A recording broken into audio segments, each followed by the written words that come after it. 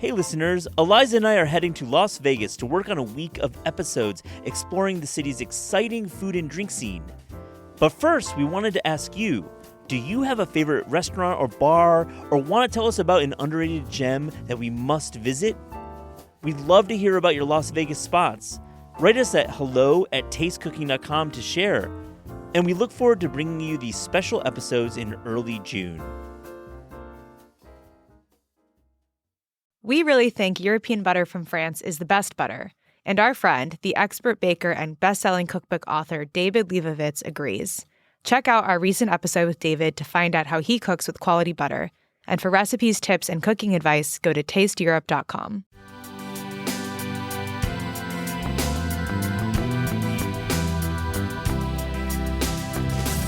You know, the goal is never to just like savage a place. And hopefully if we do say something that kind of ruffles their feathers, it's in the service of improvement and they take it in that spirit. We're not rooting against anyone and we don't want to see anything fail necessarily, but ultimately your responsibility is to the reader and not to the restaurant. This is Taste. I'm your host, Matt Rodbard. Ellen Sytsma is behind New York Magazine's formidable food coverage and a longtime observer of the New York City dining scene. On this episode, we dig into Ellen's take on the current New York City restaurant scene and hear about the magazine's amazing Who Ate Where issue that digs into the cultural history of eating out in New York. It's really fun talking shop with Ellen, and I hope you enjoy this conversation.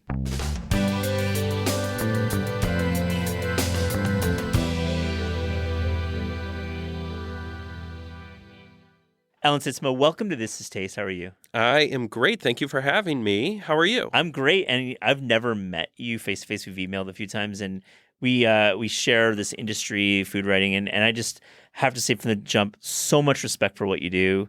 Such a fan of New York Mag's food coverage. You're the food editor at New York Magazine, long time, and really somebody who has such respect in the industry. Your reputation is great with writers, and it's just an innovative place. So it's just a pleasure to meet you. Thank you so much. That means a lot. You know, sometimes I'm sure, as you know, editing can feel sometimes like shouting into the void a little bit. And so when you do encounter feedback, it's always nice. Absolutely. So I want to just jump what's good right now in New York restaurant wise? I know you and Matthew Schneier kind of share, I'm sure, meals about the cheese that had critic, but where are you going? What's good? You know, it's not just Matthew. It is Tammy is also there. Chris is on staff. And, you know, we have our regular contributors. And so, you know, you and I were just talking. I have 2 kids, so it really puts a dent in my going out schedule.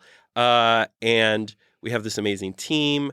Where's everybody going? Let's see. Montague Diner is sort of the hot restaurant right now. I was at Cockadoc. You know, it's like, you don't want to love the big money places, but it's sort of like when a Marvel movie is good, you sort of just have to give your respect to it because like there's so many of those places that aren't. And they really just seem to have nailed, you know, what they're trying to achieve. It's a little too like to be like a regular stop for me, but they played Ghost Town by the Specials, which in a restaurant I was like, please stop. On the note of music at that restaurant, but Simon's a good friend, and I really do like what they're doing at Cockadoc, Yeah, I mean, I love it. Where else have I been? Oh, Theodora in Fort Greene also. Just like they nailed it. I mean, just so delicious. Like the vibe is great. The room is great. The food is great. Just across the board, a winner. Well, we're going to get to this special issue that came out this week, but we're going to be running this in a few weeks. But really this retrospective of where everyone ate in New York, this retrospective of long-forgotten restaurants.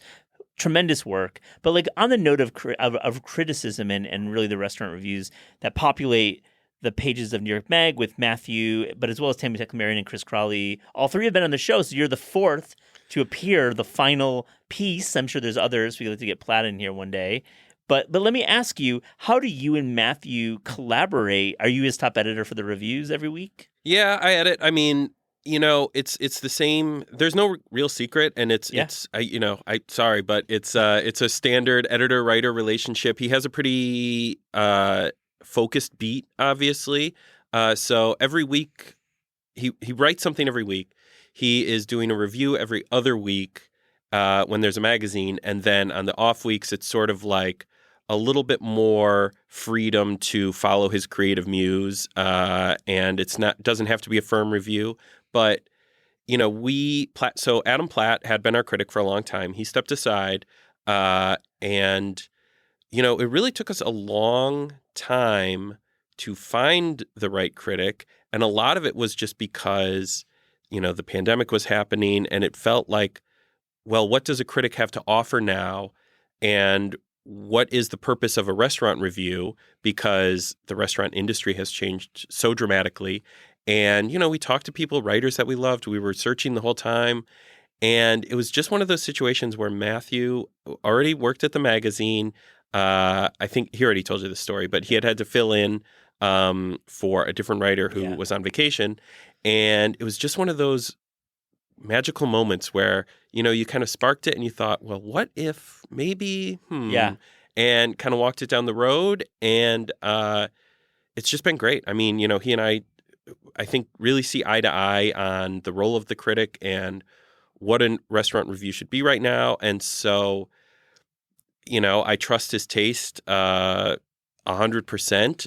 And, it's the same as, Tammy and Chris, but I've worked with them a little bit longer. So, yeah, it's just a great group. I mean, let me ask you, is it groupthink when you get to the decision of where to review those 2 reviews a month and have them in the magazine, which is obviously the big the reviews that change business, that really move the needle. I love his column. I loved his Frog Club assessment was not a review, and I really literally do not want to talk about that Curtis Place, so we won't. But I just think, do you go to the restaurants that he's reviewing to get a little bit of a eyes on it? Do you guys have a list of 50 places that you whittle down to 10? I mean, I'm just curious about the process because these are huge decisions for these restaurant owners. Yeah, absolutely. And we take it very seriously, of course. Yep. I mean, I think the decision of which restaurants to review, it's pretty standard. It's like pitching a story. Like why are we going to do this restaurant now? What is it that Matthew is going to have to say about it? And how will the review play if we, do we have an angle? Do we have something to say?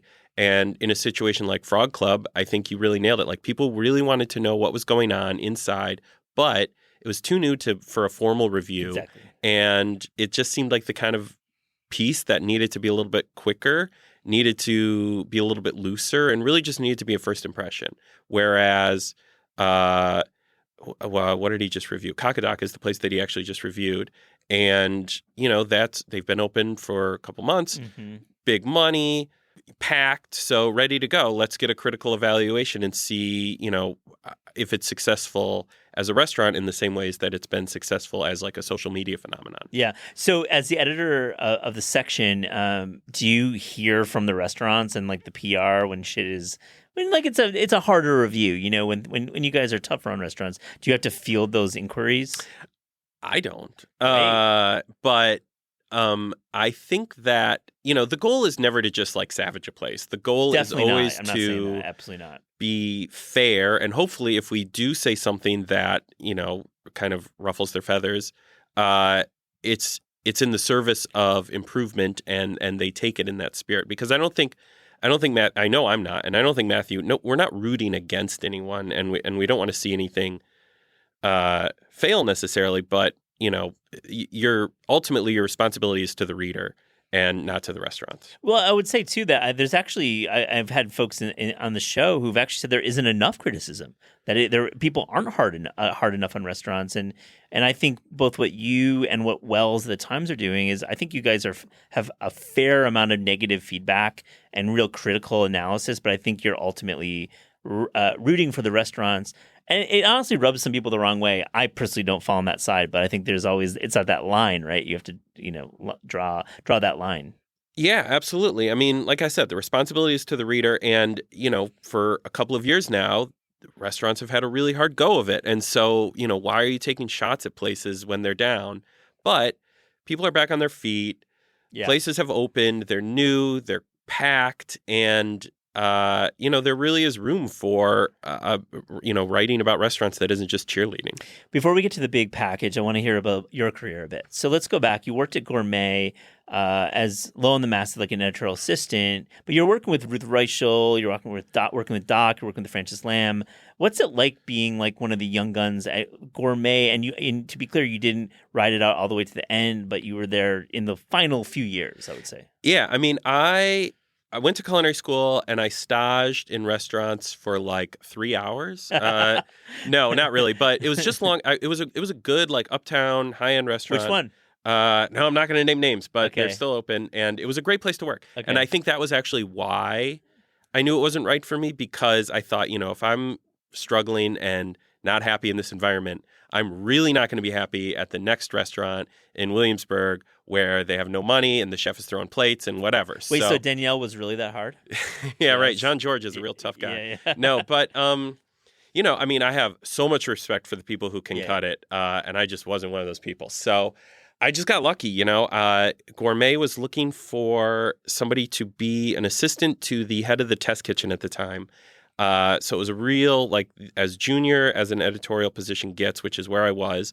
I came in, and I really cannot say enough good things about working at Gourmet. It was absolutely the best place in the world to not only work, but to get your start, because you are surrounded by people who are geniuses. And it is like the vanguard of food writing in America at the time. And there is no hierarchy. I mean, there is a professional hierarchy, but there is it's really like a best idea in the room wins culture. And so Ruth is so open with her time. There is so much feedback from, these people who have been doing this for as long as I have been reading. And it was like an amazing place, just an amazing place. And I think that I did not realize at the time, because I was so new, you don't know how good you have it until like that's gone. And I've been very lucky throughout my career to only work in places that I have really loved. But, there was really a special energy there. You hang out with Ruth enough, and she's been on our show quite a bit, and I've gotten to spend some time, and you can just tell she's just naturally so interested and inquisitive about food that she would never dream of turning her back on an editorial assistant or even an intern with like something cool to say. Like, just Ruth is down with, and I'm sure it really showed in the print. In the copy. Yeah. I mean, when you're at that level, like, you are doing anything to try and cut through, just get an opportunity, like prove your mettle. And, she provided that. And Doc provided that. Larry, the managing editor, provided that. I mean, that opportunity really existed there. And you just, you don't believe how special it is that you're getting to write. You get 3 pages in Gourmet magazine to yourself, and you're 25 and you're just starting out. And it's like you have all of these people helping to show you how to do it the right way. And it's just incredible. That's amazing. Was you working front of book a little bit then?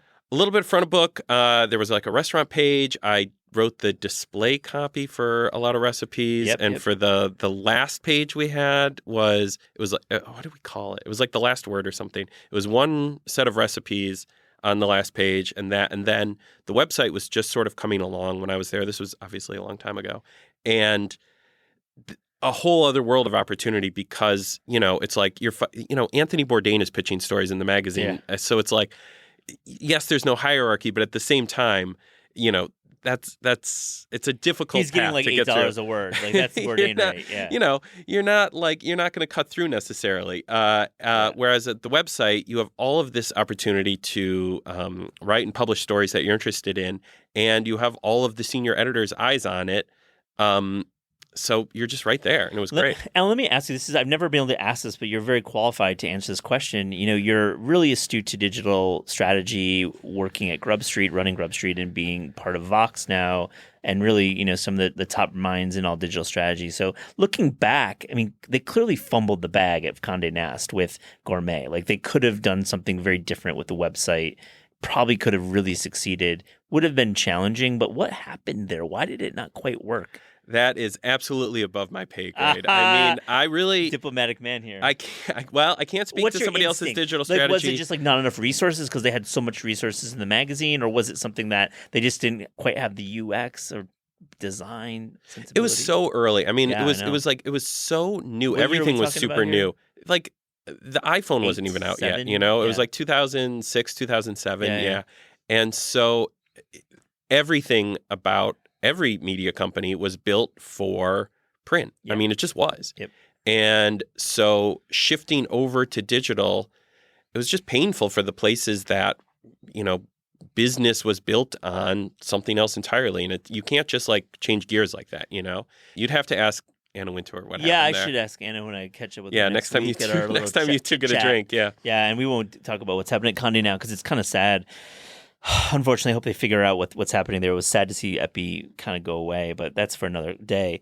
You end up working at something that you wrote me was called Project Artichoke, which I think is brilliant. What was that launch that you went to leave? You left Gourmet to work there. I left Gourmet, and it was very bittersweet because I had wanted to stay at Gourmet, but the opportunity came along to help launch Food Network magazine, which you just don't get to launch a magazine, like a huge magazine.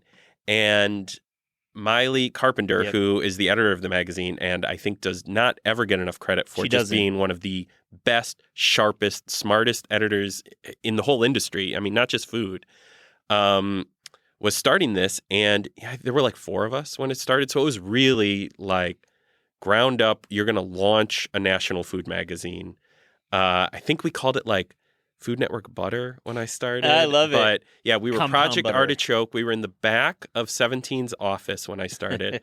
We were only hired to make 2 test issues. Is that Hearst? What is 17? That's Hearst, yeah. That's what I thought, yeah.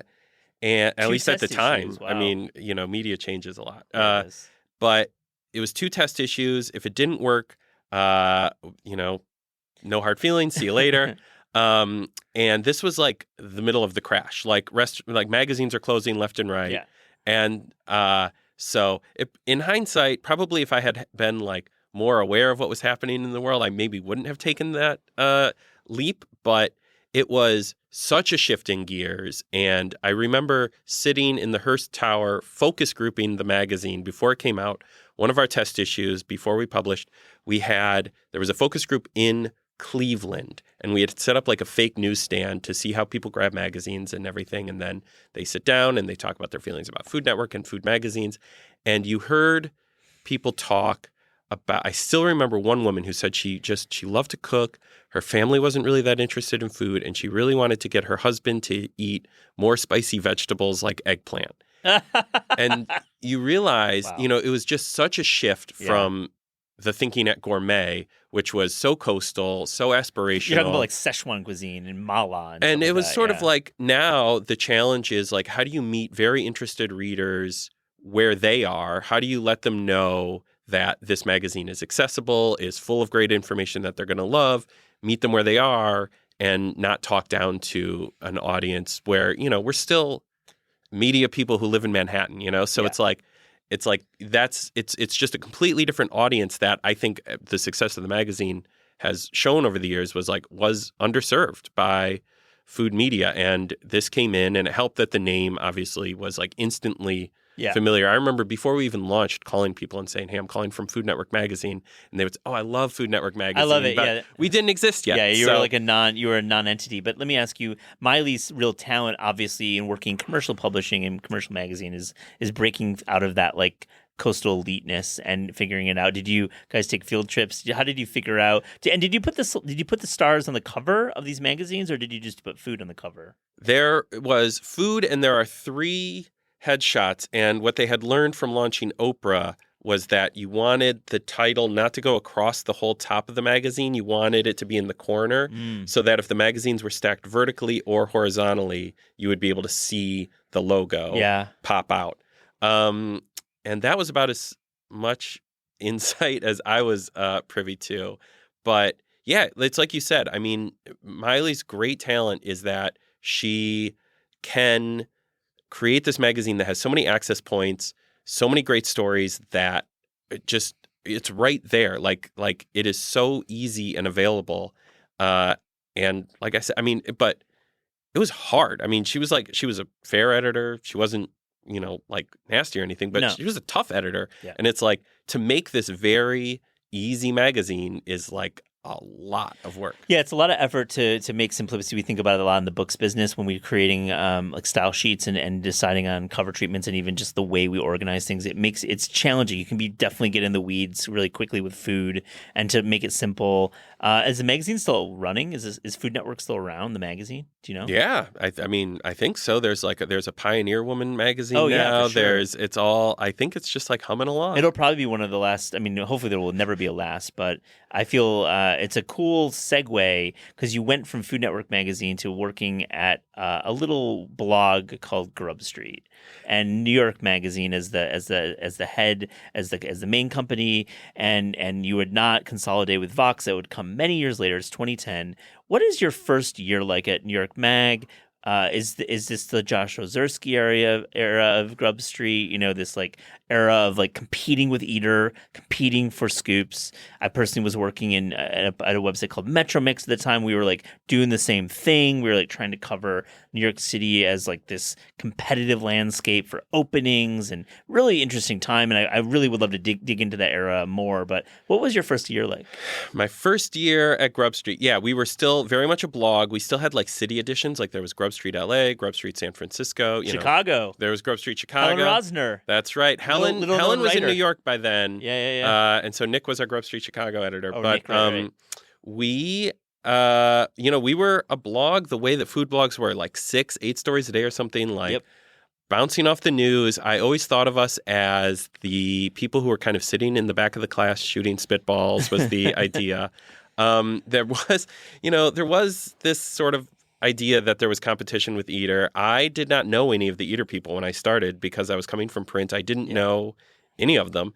And so any competition that I felt with them was really as much competition as I felt with any other outlet for reader attention and to get the blog sort of taken seriously as a medium, because there was still so much of this idea that it's like these people don't know what they're doing. They're all kids. Yep. And so you're trying to lend this sense of credibility to real reporting, but at the same time, you just have to produce so much and you have to cut through the noise so much by, being so voicey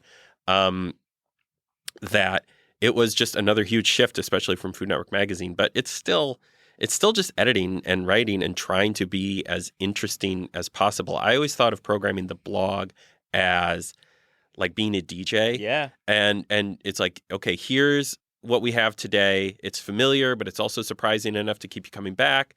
And you're going to just like what you absorb here. Did you follow the mentality? I think Lockhart Steele was kind of a pioneer era with this, and Ben Leventhal. And I think the idea of swarming the gap, which, I think is a tactic that is still used today, and at times does it often, which is literally throwing a lot of resources and words at like a single topic, a controversy.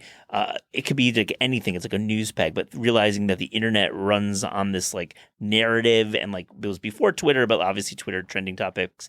Did you like do this yourself? And if you did, were there any like swarm the gap moments that you remember? Because I mean, it was amazing, some of these like petty fights that these blogs, including myself blogging as well, we get into. We didn't have any petty fights, I don't think. Yeah. I don't remember any fights. I mean, I remember openings, and, I remember the Dutch was like about to open. This was sort of that era. And I remember that, any bit of information that you could get from it, that's what you would take. Our office was pretty close to it. And I remember one of our writers was just walking by and it was open. So just walked in when it was still a construction site, got all these photos, went down to the private dining room, just sort of like walked around. And it was like, that's what people wanted. And that's what we could provide. We also used to do this column called 2 for 8, where we would literally just call hot restaurants and see if they had room for 2 people that night. Pre-resi, pre-open table, all that stuff. Yeah. And this was just, this was like the beginning of, the digital takeover of restaurants, but they were still very much old-fashioned in the analog ways. Yeah.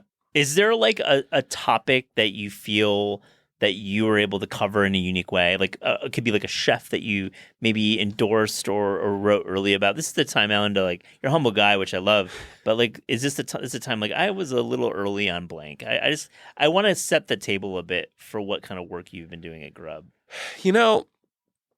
I appreciate that. Thank you for giving me a chance to just talk about how great I am and my ideas. But I'm being transparent you know what? about You know it. what I always say? Like, I think of it as like, really, I think of it as like problem solving. And when you're talking about a print magazine, your enemy is space. You have a certain number of pages that you can work within. And so you are trying to cram the most information into those pages as possible and make it the most interesting thing that you can. On the internet, your enemy is time. I mean, you just have to be so fast and you have to move so immediately. So the advantage is that you can just go. And so I remember like Lucali, and when Mark was involved in like a stabbing incident on Smith Street, and we could just like respond to that quickly. Whereas in the magazine, it's going to be weeks before you can figure out the information, talk to everyone. Whereas this time, it's almost like what live blogging is now. Yeah. It's like as we're hearing more information, we're absorbing information. It was just so surprising to everyone that we were able to really like just jump on it as soon as it happened. Yeah, I mean, it's really, I think Twitter took a little bit of the steam out of that idea of reactive blogging and time TikTok blogging, not the platform, but just like hour by hour blogging. And I think like a lot of these blogs kind of pivoted, and some unsuccessfully, some went away. Like most of the blogs at the time, remember like the feedback. Remember like there was like so many, like NBC Universal had one, Metro Mix where I worked, long gone. I mean, literally Village Voice, Time Out New York. I mean, we could name like 10 more, I think. It's like you and Eater, you're the same company now. And you're very different, and you don't do the TikTok blogging anymore. You're now just like firmly part of the magazine, part of this newsletter culture, and you got to feel proud in some ways about surviving. In some ways, I mean, I have always lived by the feeling that the sword is right over my neck at all times. Like if times go tough, the food site's going to be the first thing to go. And so the only way that you can fight against that is to be as interesting as possible every single day and to bring people back and to make sure that people really want to see what you're going to do in a week, in a month, And so that's just always been the MO. And, everything else is kind of outside of your control. So brother, we share the same ethic.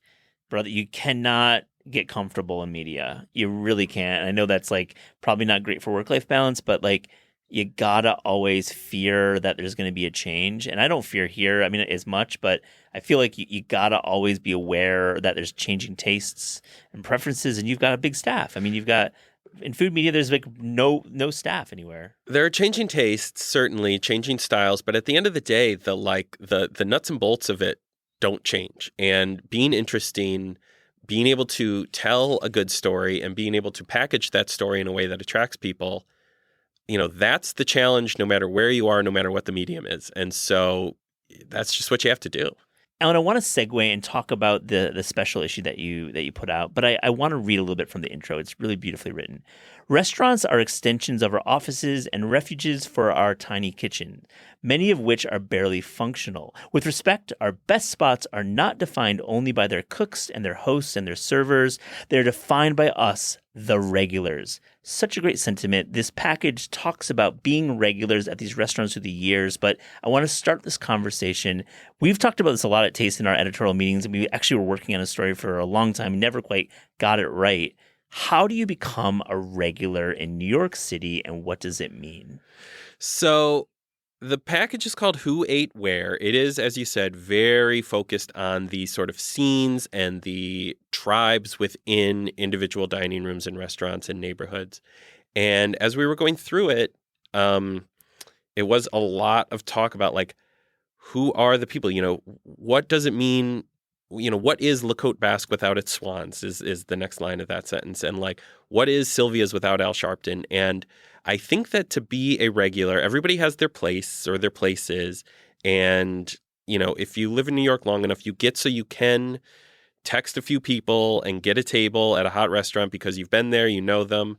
But I think the real test is whether the restaurant is happy to have you in the restaurant. And I think that if you are adding something to the dining room, whether that's like a certain kind of energy, whether that is you're just a whale, whatever it may be, for the restaurant to be happy that you specifically are there, that's when you have really arrived as a regular. Well said. I asked Michael McCarty, the owner of Michael's and Michael's Santa Monica, that same question, and he's frankly just said, you have to go there a lot. And that's what makes it. But I think the tribalism of restaurants is if you get a group of the same people going there a lot, not just like once a month, but once a week, becomes a scene. And you cover this beautifully. Let's zoom out a little bit about the issue. And I just want to get a little behind the scenes. When did you start thinking about this issue? And how does this work with like your whole team and your Mag? I know like the photo research in it alone must have been incredible. Like the amount of time you spent, the photos alone. It'd be a great photo exhibit just to see these photos in person. I would love to see that personally. Yeah, that was our art department for about 3 weeks. So last summer we ran a story about the quilted giraffe, and it was written by Adam Platt. I think we slugged it like the hottest restaurant of 1986, and there was no peg. We only wanted to write a story that would take readers inside of like a hot restaurant and try to evoke the feeling of being there. And I don't know what any of us were really expecting when we asked Adam to go for it, but the photos that we had for that story, it's like pictures of Madonna sitting at the pass that are like Polaroids shot in, the early 90s. And Warren Beatty eating, beggars' purses off of candelabras and stuff. And so it was just like, it was great. Yeah. And I think that from that point on, it sort of served as a template. We knew that there was this yesteryear issue coming up. We do one every year, big anniversary issue. Last year, it was like the It Girls issue. Yeah, I love that. Wow. 4 covers, 4 It Girls. That's right, a bunch of It Girls. And so, but beyond that, we just sort of knew that that's what was going to happen in the spring. But it was only in January that Alexis Swerdloff, who is the deputy editor at the magazine and my co-captain on the issue, in January, we kind of sat down and we're like, okay, what does this look like? What is this? Let's go off for 2 weeks. We're going to talk to some writers. We're going to tell the photo department. Everybody's just going to kind of think about like what this could be. And we're going to come back together and throw everything against the wall and see what sticks where. And it was kind of like, are we going to do like the hot restaurants of like from the last century? Is it going to be about food? Is it going to be about chefs? Like it's a big topic. So what is it going to be? Is it going to be a big list of names of just restaurants? And you just keep kind of encountering like, okay, that could work, But it was when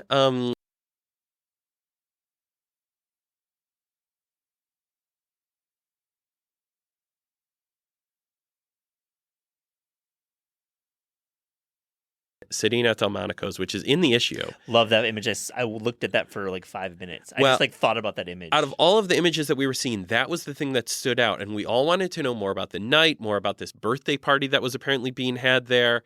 And that was when the wheels really started to turn, where we realized, okay, this isn't going to be an issue about food or chefs or even really restaurants necessarily. It's going to be about the people inside the restaurants. And so now let's go to the writers that we know. Let's go to the people that we know. Let's talk about restaurants that they miss, nights that they had in these places that maybe they worked. Let's look at, different neighborhoods and where little pockets of community started to form. And just let's cast the widest net possible, but with that as the mandate.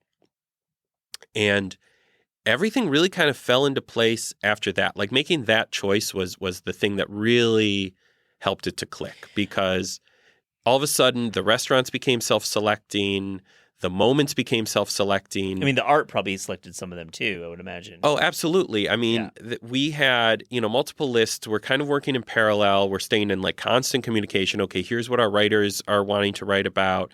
Here is what the photo department is finding, and maybe there's a story for this picture of Andy Warhol in a McDonald's, or maybe there's a story for, this picture of Sugar Ray Robinson outside of his restaurant in Harlem, with his car. Great.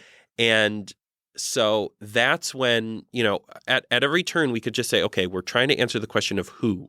And so there were all sorts of restaurants like that, famous restaurants that obviously weren't included in the package. And it's like, well, who's the who? And it's like, if we can't answer that question, then it's just not a good fit for here. And you only want to spend so much time in like high society Manhattan, so it's like, where are we going to look and who are we going to talk to? It's such a challenging project, and you've made it seem easy, but it's like we can't do the obvious things. That's like New York Mag's real like legendary status. It's like everything needs to be unexpected, but you obviously can't just be esoteric. So you got Max's Kansas City, which you imagine is always going to be in this issue. It's like you've got Elaine's in there as well. To me, those are like two places that you hear about. But then you've got a place that's called, and I want to hear a little bit about it, Maxwell's Plum, which I am just like so interested about this place. Set it up a little bit. I mean, we knew about it. So it's like you said, we had this list of restaurants. Like, do we need to read 500 more words about the Four Seasons? Does anyone care about, like, pick a place they read about? Like, there's a lot about Le Cote Basque, Yeah. Even, yeah. Exactly. And so, like, how do we cover these places that it feels like we sort of need to include, but what is the moment that feels surprising or interesting or exciting and isn't just, an encyclopedia entry about, restaurant X? Maxwell's Plum was one that we knew, it was on the list, big single scene in the 70s. We knew that it was something that we wanted to include. And we knew that Adam Platt, because of what he had done on the Quilted Giraffe, this is going to be a place that's really going to, he's going to be able to find the people who were there and really write colorfully about this place. And as it turns out, he absolutely could. And Drew Nieperent, which I didn't even know, had been the general manager there when he was in his 20s. Legendary founder of Nobu and Montrachet and the real legend in the industry, yeah. And a great interview. Famously, very colorful quotes, and somebody that if you can talk to for a story, you want to talk to for a story. Because reminder, he's got to be in the studio. I got to get this guy. He will have nothing but fun things to say. And Maxwell's Plum, so it's this big single scene, kind of like sort of with the first TGI Fridays, kind of one of the first places where single professional women are comfortable going and just sitting at a bar. It's this crazy over-the-top, the menu is like 3 pages long and they have chili dogs, but they have foie gras and they have burgers and they're open till 3 a.m. and just nuts. So on top of that, the photo department separately finds these old postcards, and in the magazine, it's this woman laying out totally naked in the dining room, which is how they promoted themselves professionally back then. And you just think, okay, well, this is going to work. These two puzzle pieces are definitely connected. I mean, it's sold by sex. It's definitely the postcard is memorable, but there's definitely there's feminine. There's a feminist movement to have a place that single women felt safe and comfortable to be together. And is that, maybe that's a mystery. I can't speak to what it really was. I don't know how empowering it really was. Okay. I mean, having seen that postcard, I'm not sure that I would necessarily put it Good as call, Alan. the big feminist movement. But it was certainly a time and an era, and in talking to people who were there, and in addition, it was a restaurant where New York Magazine had written a 12-page cover story about it in the 70s. So we went into the archives, read this whole story, and it really was just a time when people's inhibitions were really beginning to drop, when debauchery was sort of understood to be the norm, and people were much freer with their indiscretions, I would say. Yeah, and they also did an incredible amount of cocaine.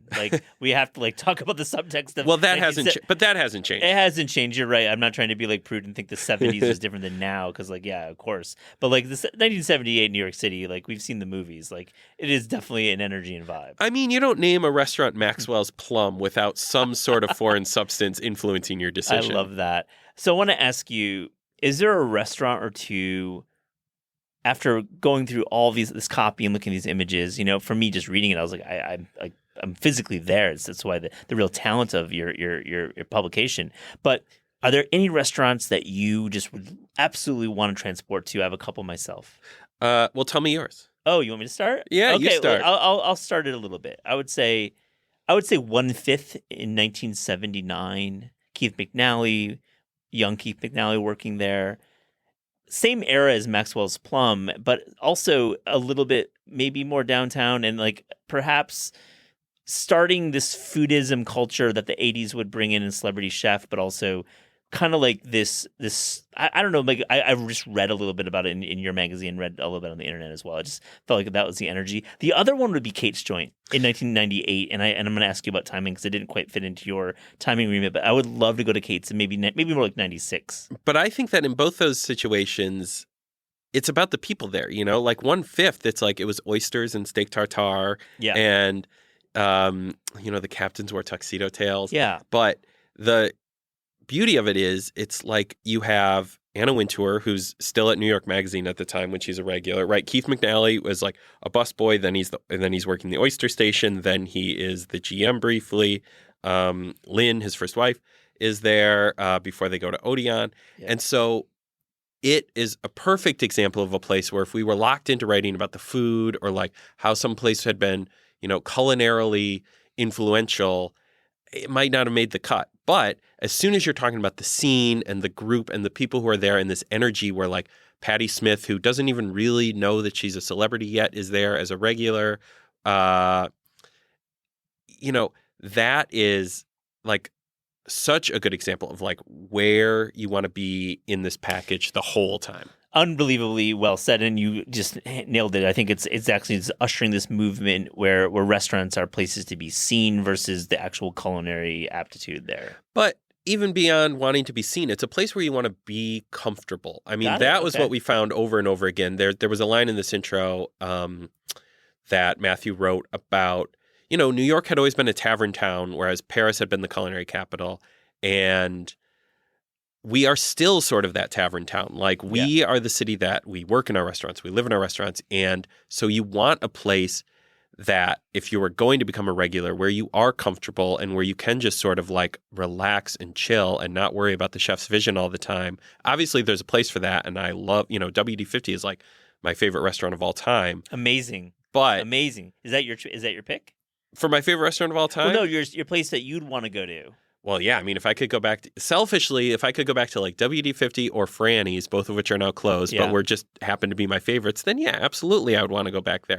But if we're talking about, places from the package, there's a piece that Madeline Coleman wrote about an art collective in Chinatown that would meet and was just sort of like the beginning of, they said that they didn't talk about art, but it was nevertheless sort of the beginning of this collective and these ideas. And it's like, yeah, of course you want to be a fly on the wall for those conversations.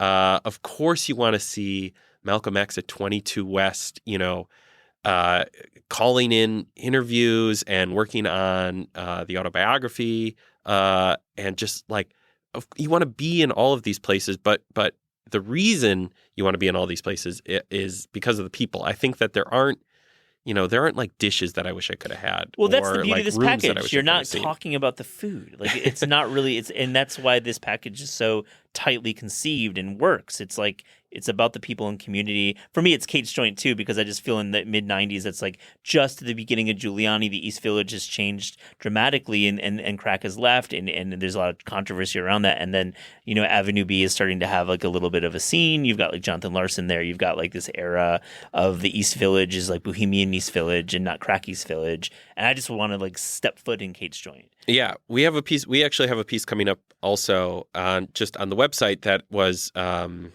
didn't fit into the magazine, which is all about Odessa and just like what Odessa, how it served the East Village in the 80s and just what it was. And it's the same thing. It's like you just want to be there surrounded by the people. I love that. You tracked down Florent, who I've mentioned on the show incorrectly, I think 3 times because it's come up that he lived in Florida. I didn't know he lived in Brooklyn, and I literally emailed him the night I read that he was in Brooklyn. He's not responded, but I would love to have him on the show. But why is Florent so important? I feel like that's, to me, is an important restaurant for this community building element that you're talking about. This is absolutely the kind of restaurant where, okay, so much has been written about Florent. It is so legendary. Yeah. People talk about it constantly. But rightly so, too. Absolutely. But you don't want to just rehash information that people already know, whereas at the same time, you don't want to do a disservice to it and just completely leave it out. So this is where the who really fits in. So you start to just talk, okay, let's talk to the people who are regulars. Let's talk to the people who are there. We know all these writers. And I will say, one of the perks of working at New York Magazine is that the infrastructure is built for things like this. And because we have such a huge net of we have such a huge like roster of writers who aren't food writers, who aren't restaurant writers, and there's so many different worlds and cultures that they touch on.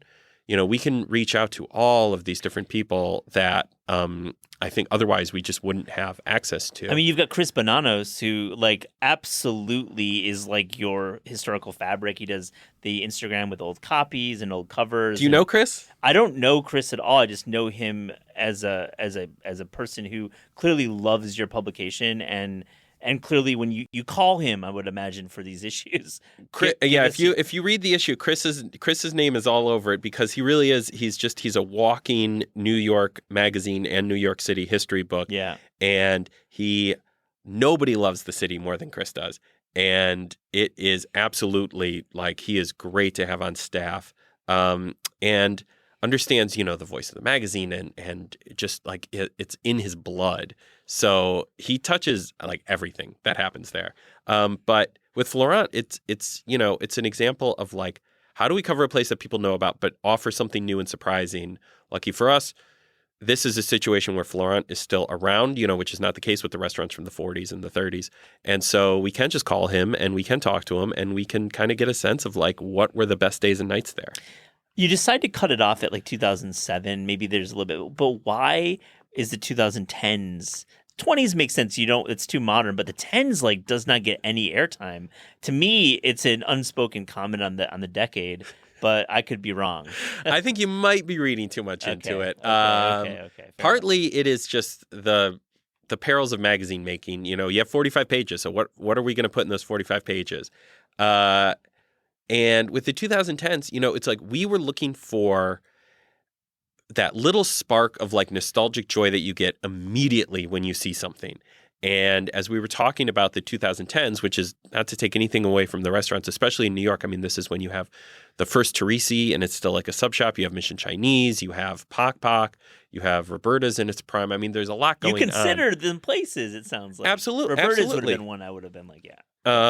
That's just me. Because that the way they built that restaurant in Bushwick was, but that's just me. Absolutely. It's not like by, not having them in this package, it's not like we're knocking them, but it felt a little too new to really jog that like, oh yeah, this is great. Like, you see a photo and it kind of just looks like a photo from now. Yeah. And they're wearing like all over prints and probably wearing like really bad like hyphy like hoodies and stuff. I'm sorry I cut you off, but yeah, I just had to make that joke. No. I mean, it's like, but it just, when we do another one of these in 20 years, that'll be the first thing we do. Okay, so that's my next question. And I want to ask you, in 50 years, and this issue, I mean, Alan, you got to do this like with some regularity. It's such a, I mean, I love it. People are talking about it too.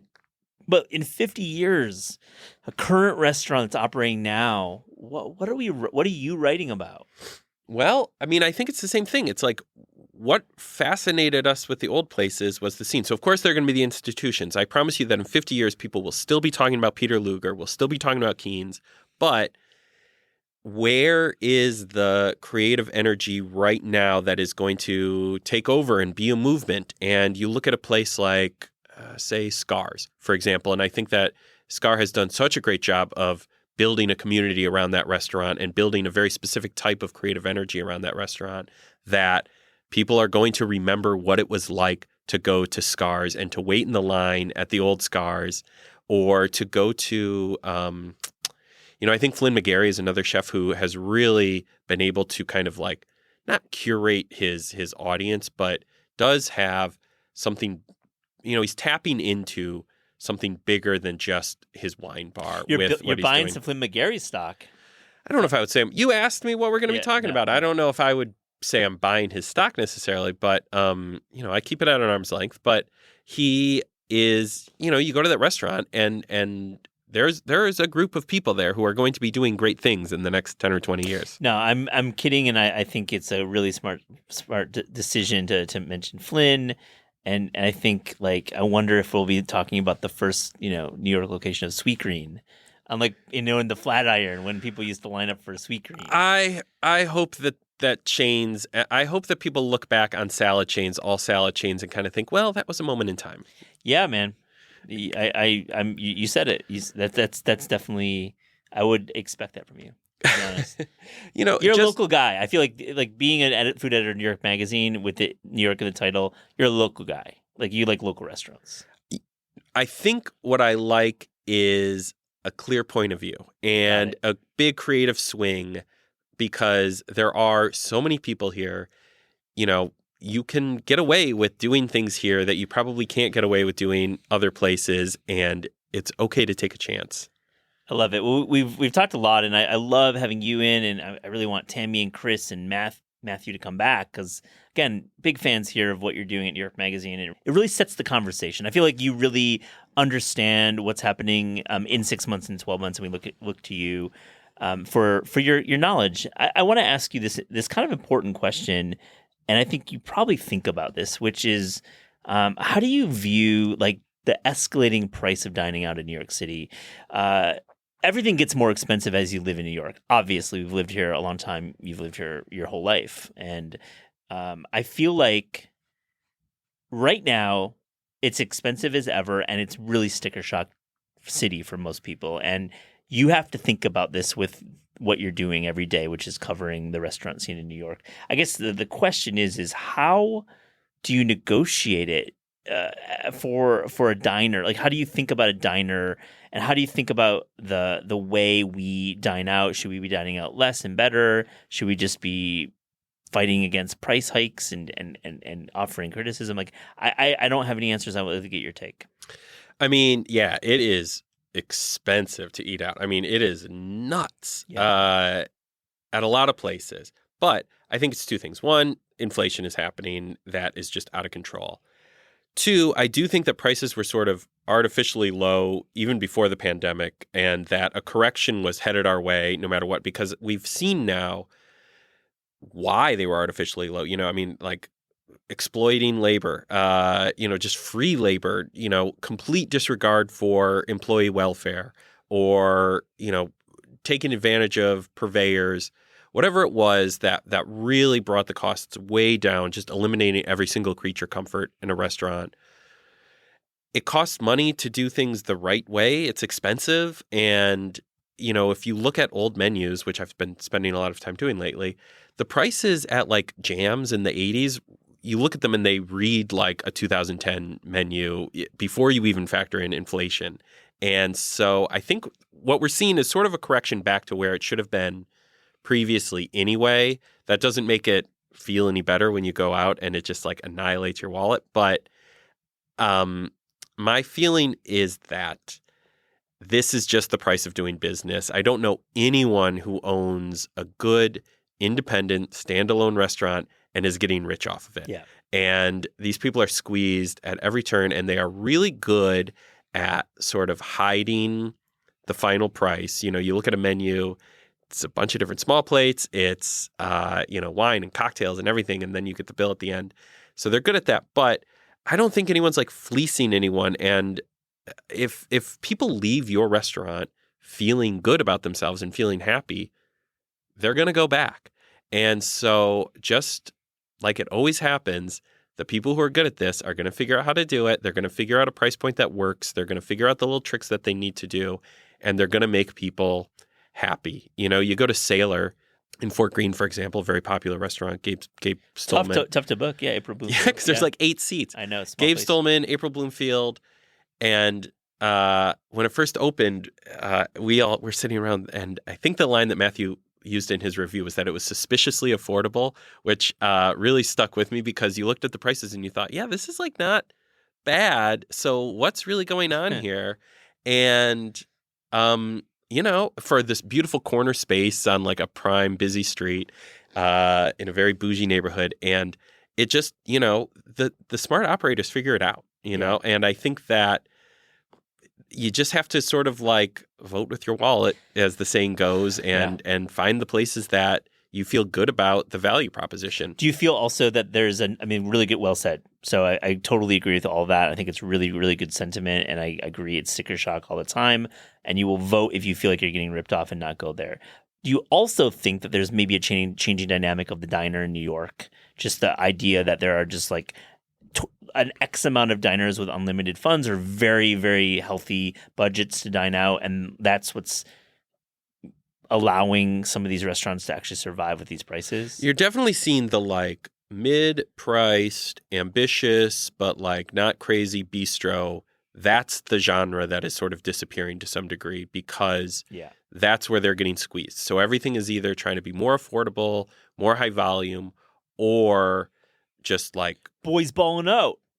Right, caviar and everything, cocktails, wine, whatever. Well, whatever it is that sort of inflates the check. And I think that there's only such an appetite for that, I mean, I think it's already starting to feel stale, the caviar supplements and the TikTok everything and the we haven't even gone there. But it is, and the tastes just change, and people are going to get bored, and these places aren't going to get written about because we're bored of them, and the next thing will arrive. Before we get to the last section, one more question: what do you want, Alan? What do you seek? I ask people in book publishing this all the time.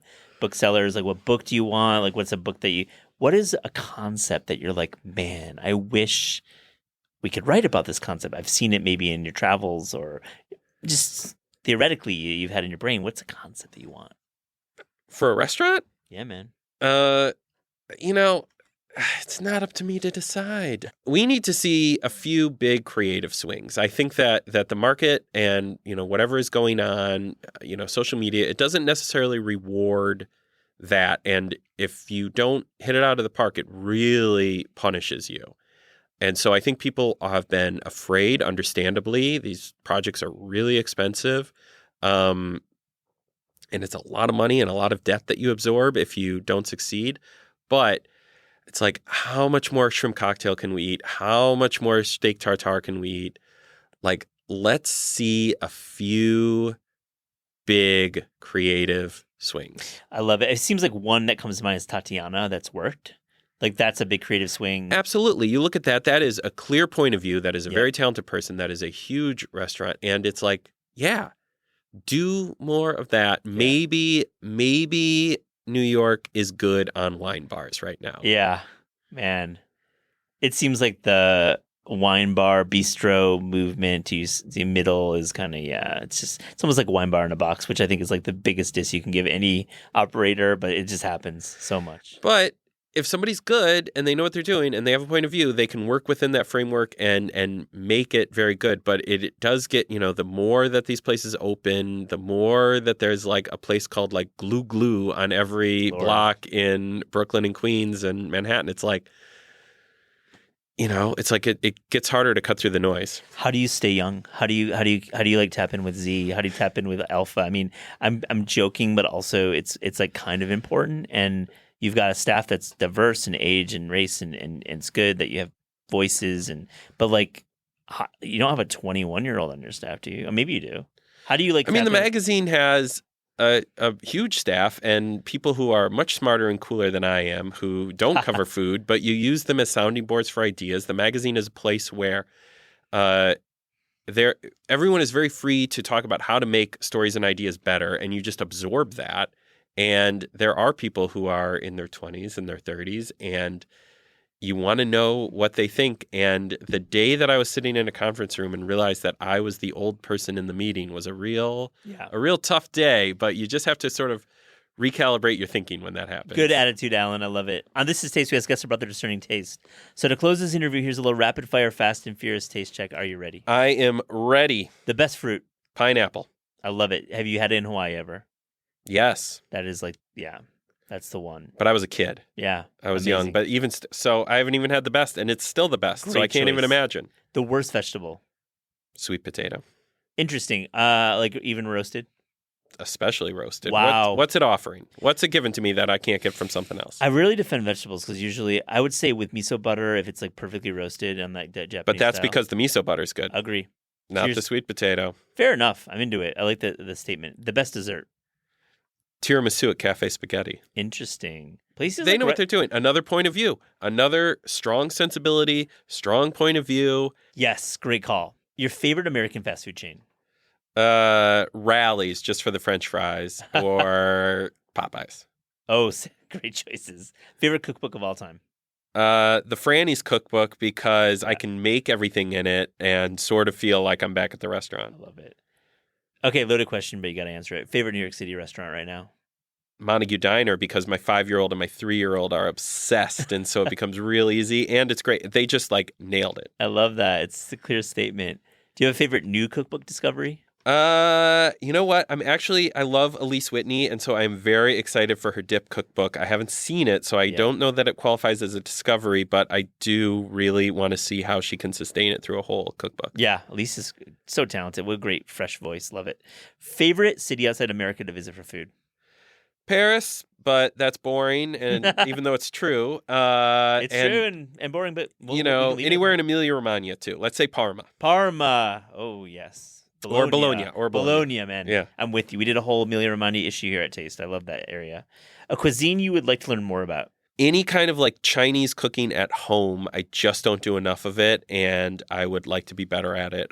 Or I would also like to not suck at baking, but I do suck at baking, and I'd like to just get to adequate. Adequate. What's the one baking grail that you have? Just a cake, from being able to bake a cake without looking at a recipe and follow 10,000 instructions. You just need a single bowl cake. Well, I just want to be good enough that I can do it without, thinking too hard about it. But it really shuts me down. My wife is the baker. She's excellent, so I don't really have much reason to. But I would like to get there. Last one, your favorite sandwich? So our office just moved to the financial district a few months ago, which is a neighborhood that I had not really spent a lot of time in. And Pasillo, the Italian panini restaurant or, stand shop down there, is my new favorite. And so I know I just mentioned Bologna, but I'm going to go with their Bologna sandwich also, which is mozzarella, fresh mozzarella, and then sun-dried tomato, very oily sun-dried tomato all over it. On the bread, the oil soaks in, you wrap it up, it gets better as you travel with it. That's all you need in a sandwich. Thank you so much for joining This Is Taste. Thank you for having me. It's been great.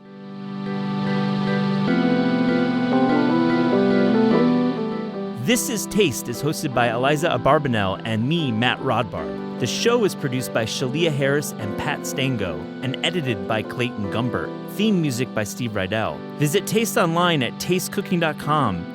And make sure to subscribe to our newsletter for updates on all cool things that are happening.